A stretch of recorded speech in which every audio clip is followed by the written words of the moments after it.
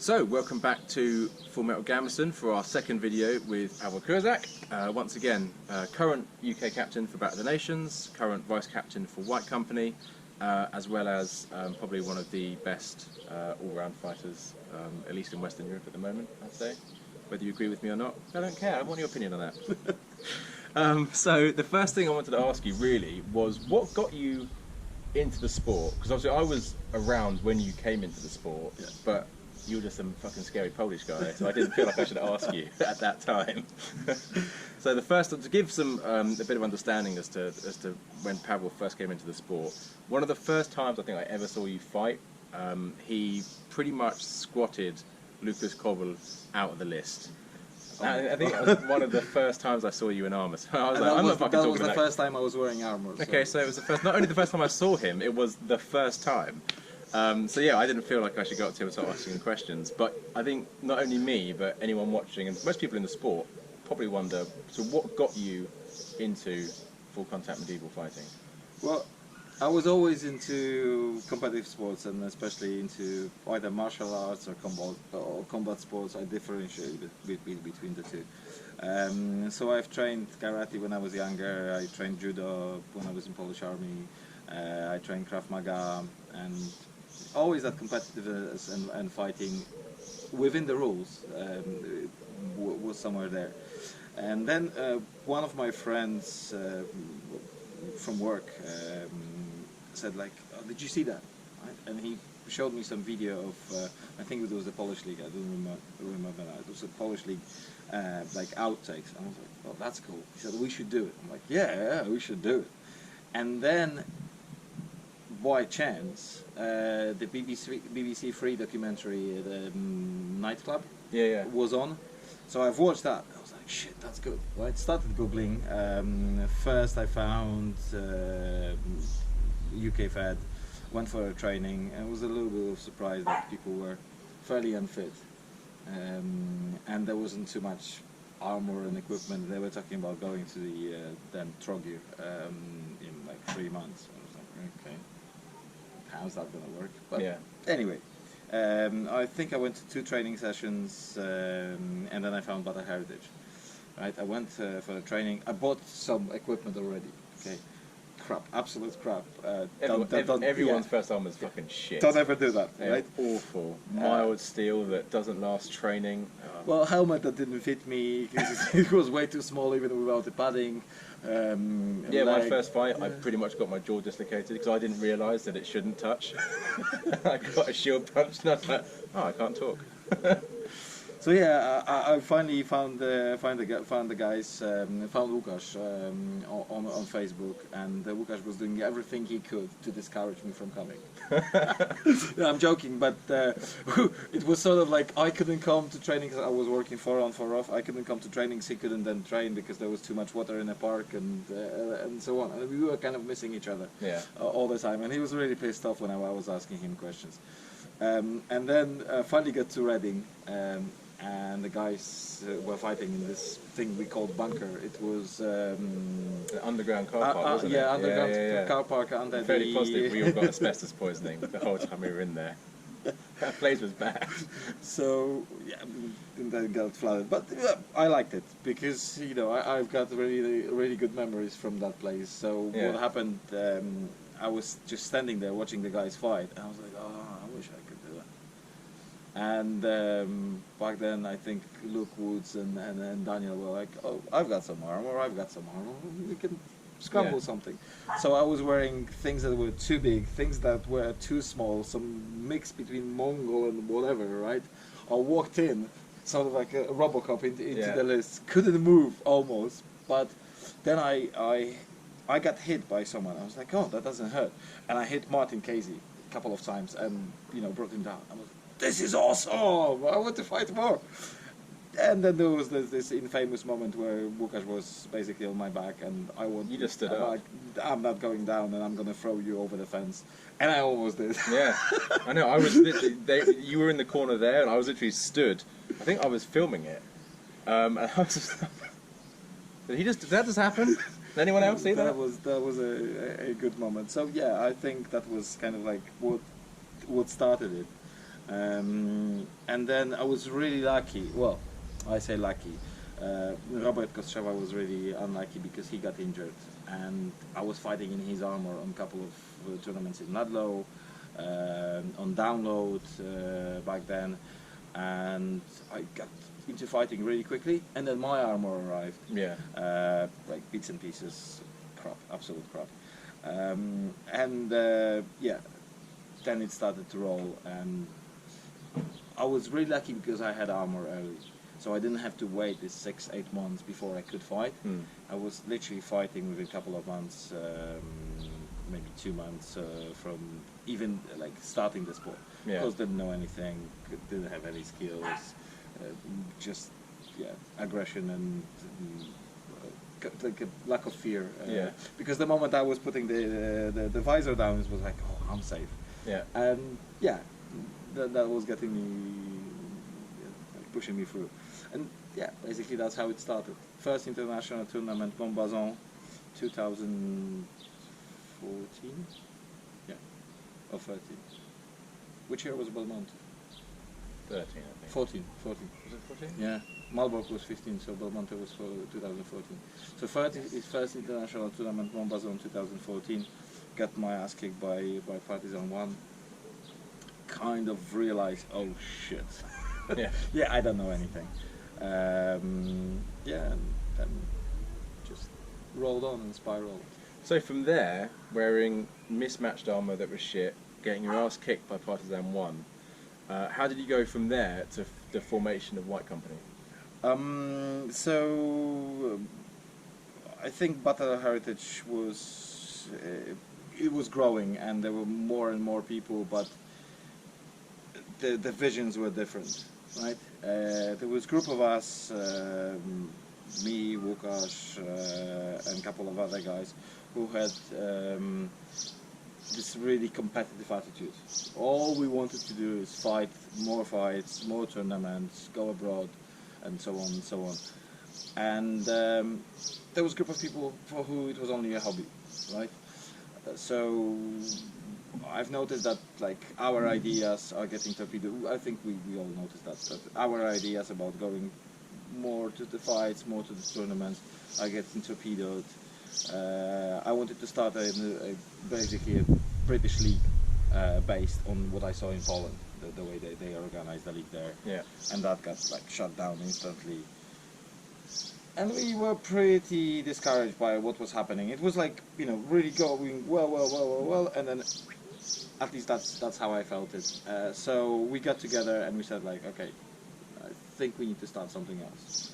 And the idea behind the White Company was that the guys with the same attitude are going to do what they want to do. And it was only for fighters, no girlfriends, boyfriends, you know, anyone around it, people from support that didn't have a voice, and so on. We said it from the very beginning.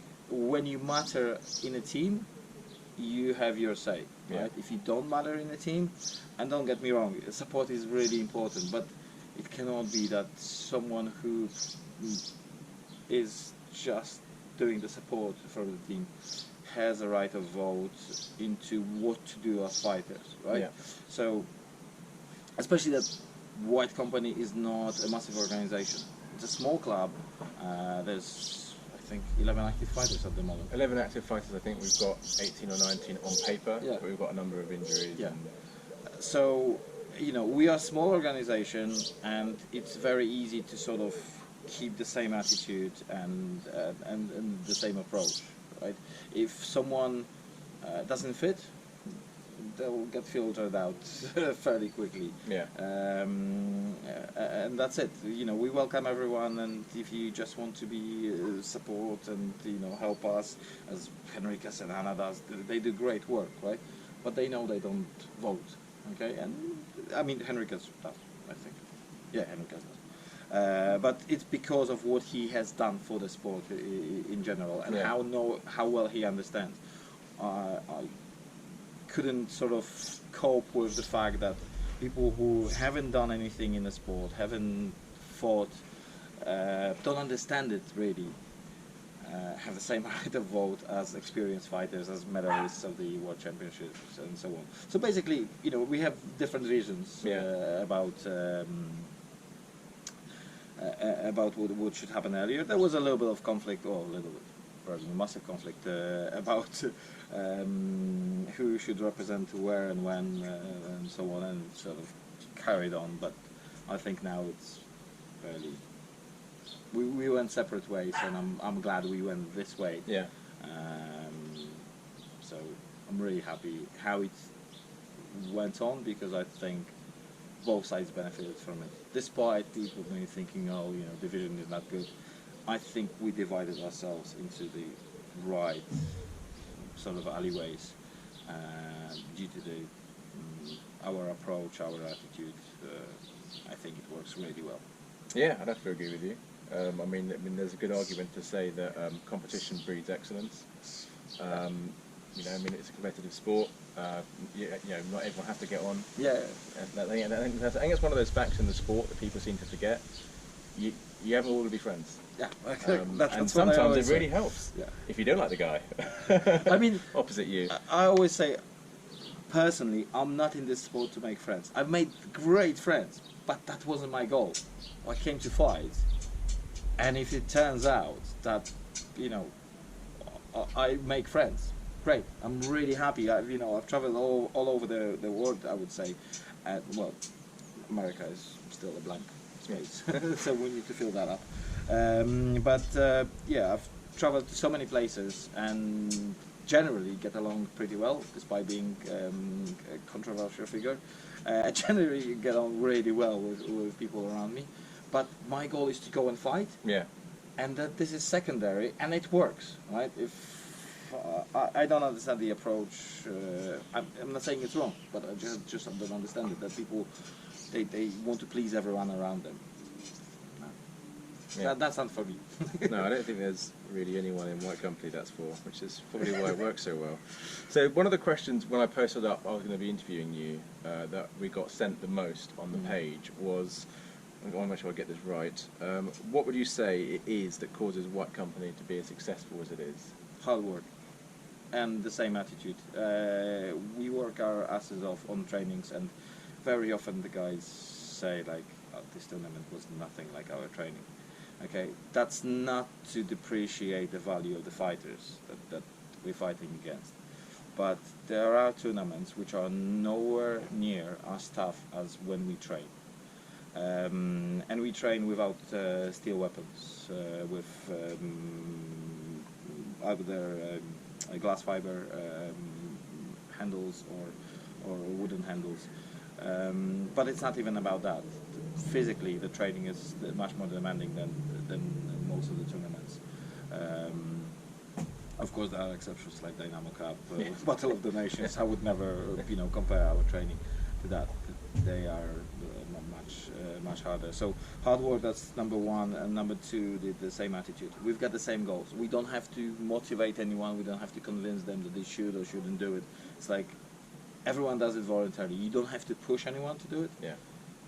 You just have to. Sometimes you have to hold people back. Like maybe you shouldn't do so many categories. Focus on like put the team first, and you know focus on fives and so on. But I'm glad that it works out so far, like it does. Like I had to hold myself back, for example. Like don't split into so many categories. Maybe if I should focus on, you know, 5s, 12s, 30s, and 150s. That's enough. Yeah, I mean, it's not much. Yeah, no. I'm sure there's room there somewhere. Yeah. Sure, you had an hour somewhere you could have done something, right? So my next question then, moving away from White Company more back onto you as a individual fighter. What does your training schedule look like? It's like an average week in the life of Pawel training for the sport. Average week. No, you said previously I work as a personal trainer, so I have I teach spin, which is indoor cycling, and I treat it as 2 of my training sessions because I really go quite hard on it. So these are 2 conditioning sessions. I have to build around that the rest of my training, and it's usually 5 or 6 weightlifting sessions, depending where I am in a year. Right? It can be either lower weights and more repetitions, or really just heavy weights, something similar to 5x5, or now I've got Smolov program. And if you don't know what Smolov is, it's a squatting routine, Russian squatting routine. It's disgusting, but it works, right? It really works, but you have to squat 4 times a week, and not everyone can take it. Yeah. There are like scaled down versions, but I don't like scaling down, so go for it. So yeah, 5 to 6 weightlifting sessions.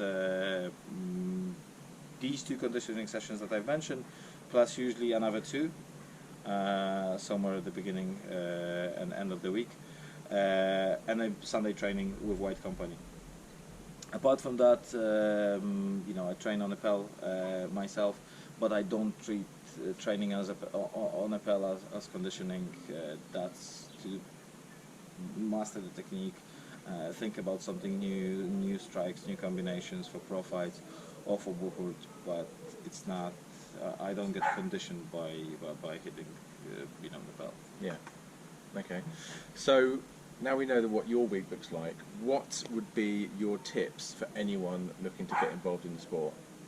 In terms of how to get conditioned for it, or In general, not only okay. conditioning, but how, you know, how to go about it. I mean, you know, Yeah. we get it all the time on the White Company page. People, you know, messaging in, "Hi, I'd love to get involved." So Yeah. to people like that, what advice would you give them? Sure.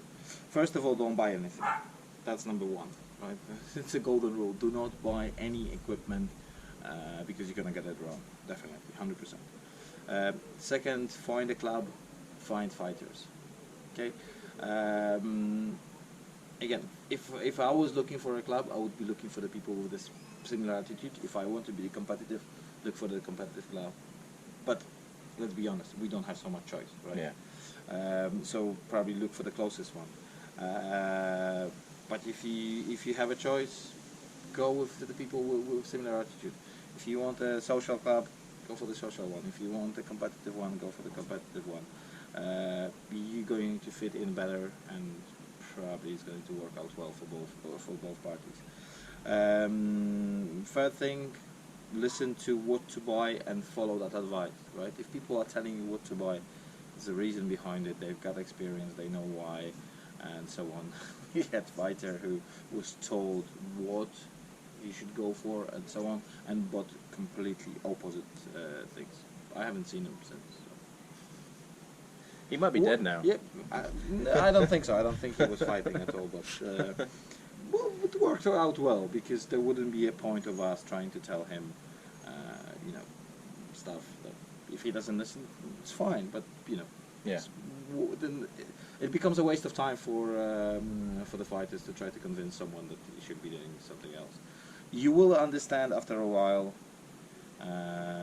I mean, you fighting in one type of armor, maybe you're looking for something different, because you'll get experience.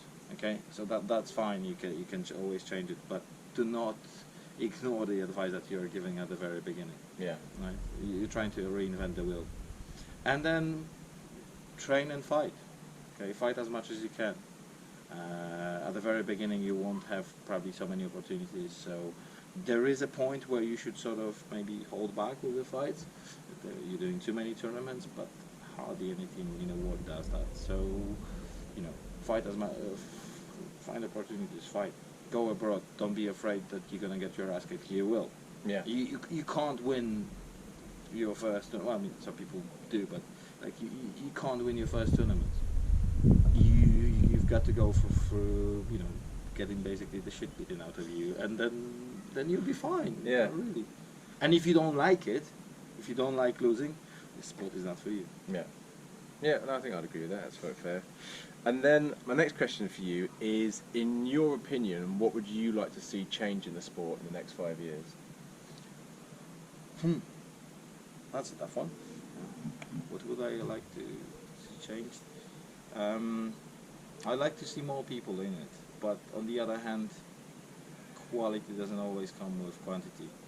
I'd like to see more tournaments in UK, definitely, and it's one of my goals to get finally Buchert League tournaments in UK and have an internal Buchert League, British League based on the system that French and Polish have, so that there is not only one tournament which is national eliminations, but it sort of builds up. Yeah. So both in terms of duels and both in terms of 5v5. I'd like to see finally women's teams fighting in the same setups, right? So that they get, you know, it's not always mixed, and you never know who's fighting with who, and so on. But they have actual rosters for their teams, and they fight. But I know it will take time, because you have to have a given amount of fighters in order to be able to do that. And Yeah. I know that recruitment for guys is much tougher, although they seem to be doing quite well in UK. Gloucester is the example, and so of course. So yeah, I'm really happy with that. What else?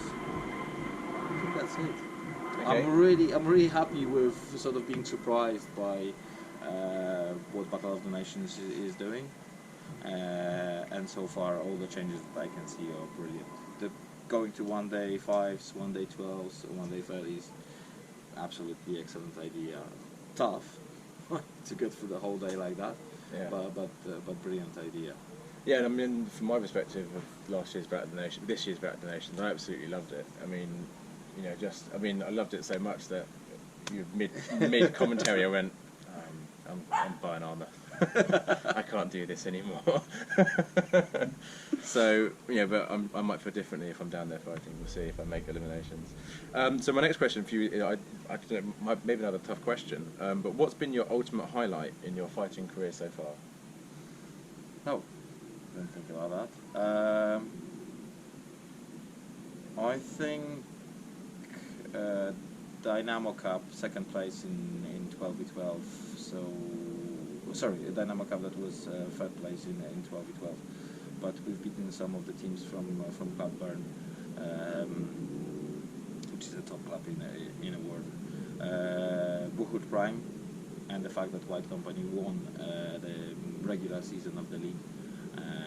That was definitely one of those, and becoming the best male fighter of this year Battle of the Nations. To be honest, I don't think that if it was based purely on fighting, I'm the best one. I would fight the better ones in White Company, to be honest. But I think it was done, my contribution to the development of training in White Company was also taken in consideration, and so on. And it's kind of was everything put together, because as I say, it's not some like false, I'm not trying to be falsely humble. Yeah. But I know my place. I know where I am. I know where I want to be, and I know what I'm training for. But I still think that there are better fighters, and there were better fighters in Battle of the Nations.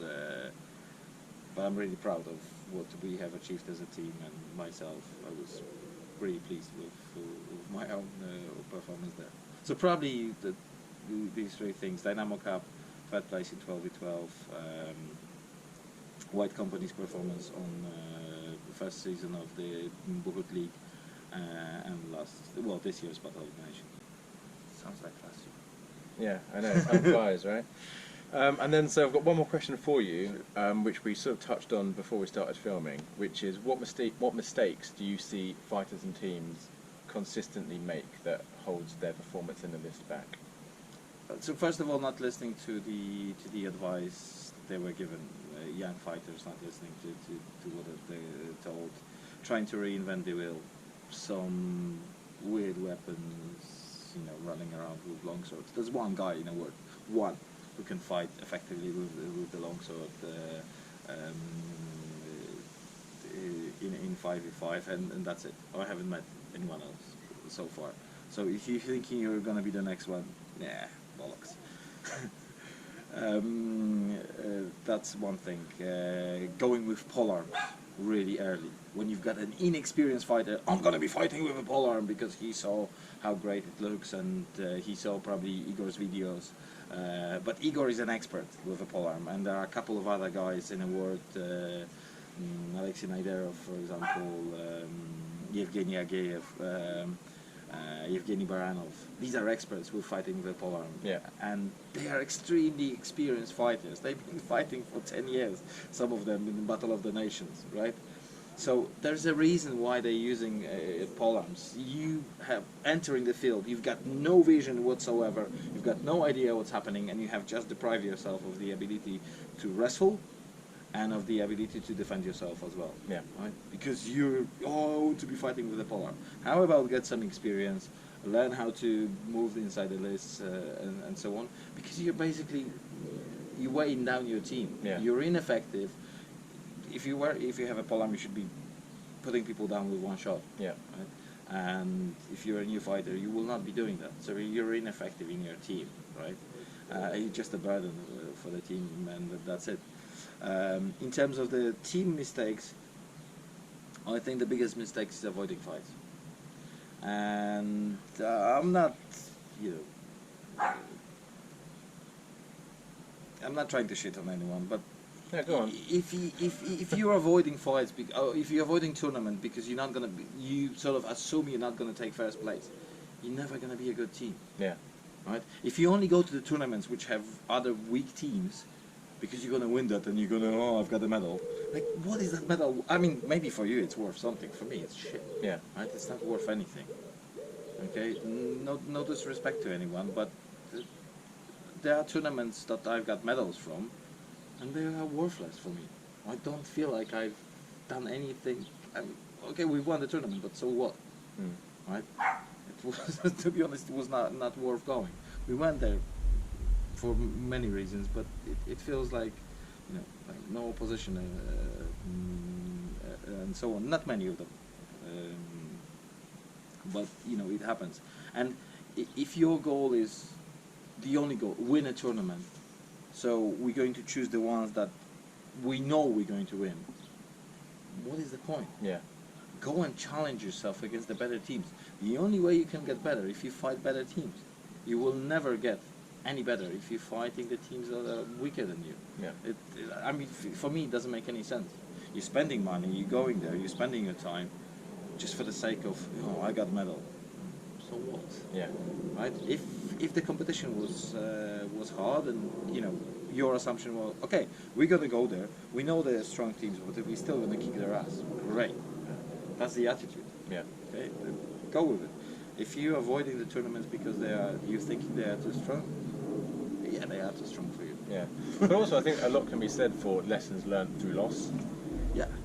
I mean, if you're not throwing the toys out of the pram, and basically go back and assess the situation, know why you failed, try to eliminate that, great. That's how you get better. I mean, White Company hasn't got 100% success rate. Yeah. Right? We've lost tournaments, we've lost fights, and lost quarterfinal in Dynamo Cup is not something that I would say is disappointing for me personally. Yeah. Right? I'm proud if we get to the quarterfinal in Dynamo Cup. I'm proud if we get to the quarterfinal in Battle of the Nations, and the previous achievements were like that. I want more. I want a final in Dynamo Cup. I want to win Dynamo Cup. I want to win Battle of the Nations. But it doesn't mean that it's going to happen right now. Yeah. Like that, right? And if I don't fight in there, I'll never win it. And if I fight, I may lose. But go back to the drawing board, get your shit together, start training, and next year is always a chance. Or in 2 years in Battle of the Nations. Yeah. Go for it. I think that's the only way to do it. Again, if you have a hobbyist attitude and so on, but then if it's a hobby for you, why do you care if you lose? Yeah. So it doesn't matter. If you want to be competitive, fight. If you want to be competitive, that's your business. Yeah. I think that's fair. I think that's a great point to leave it on there. So that's been the first full interview on the Full Metal Gamson page and the YouTube channel. If you've got other fighters or personalities within the sport that you'd like to see interviewed, please comment below, and as always, like and subscribe. Pawel, man, thank you so much for today. Thank really, you. really appreciate your time. Hopefully people listen to what you've said in the last 2 videos we've done, and don't just turn it off 2 minutes in. Thank you You're for breaking having me. rule 1. My absolute pleasure, buddy. And I'll see you at training soon. All right, everyone, Definitely. thank you a lot. Thanks, guys. look like a small child who sat around the